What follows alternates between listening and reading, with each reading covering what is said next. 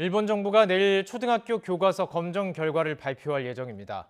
한일 정상회담 이후에도 과거사나 독도 문제에 대한 기술에서 퇴행적 역사인식을 그대로 드러낼 경우 한일 관계에 미칠 영향이 주목됩니다. 김세호 도쿄특파원의 보도입니다. 일본의 이번 초등학교 교과서 검정 결과 발표에서 눈여겨볼 대목은 강제징용과 독도 영유권 등에 대한 서술입니다. 우선 강제징용과 관련해 강제 표현이 삭제된 교과서를 채택할 가능성이 큰 것으로 전해졌습니다. 일본 정부의 이러한 기조는 여러 차례 확인된 바 있습니다.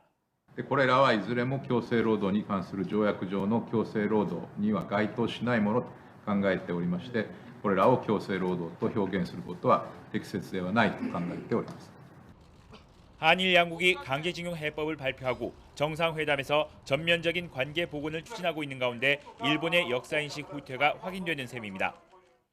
일본 니혼 게이자이 신문의 여론조사에서 이달 한일 정상회담을 평가한다는 응답이 63%였던 반면 한국의 강제동원 해법으로 문제 해결이 되지 않을 것이라는 응답은 68%, 10명 중 7명에 달했습니다.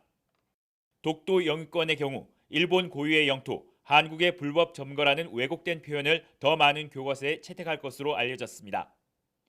외교부 당국자는 초등학교 3, 4학년 교과서의 경우 지도로만 독도가 일본 땅이라고 표시해왔는데 글로 서술할 가능성도 배제할 수 없다며 지켜보고 있다고 말했습니다. 정부 고위 당국자는 일본 교과서 검정 발표에 일희일비할 사항은 아니라면서도 중대한 변화가 있다면 당연히 문제 제기를 해야 한다고 말했습니다. 이어 지난 10여 년간 해온 입장이 나오는 것이면 전례에 비춰 대응할 수밖에 없다고 밝혔습니다. 그동안 우리 정부는 통상 검정 결과가 발표되면 과거사 문제의 기술 악화에 대해 주한 일본 대사를 초치해 강력히 항의해왔습니다. 일본이 왜곡된 역사인식을 바탕으로 한 초등학교 교과서 채택을 강행할 경우 한일 정상회담 이후 모처럼 조성된 관계 진전 분위기에 찬물을 끼얹을 수 있다는 우려가 나옵니다. 도쿄에서 YTN 김세호입니다.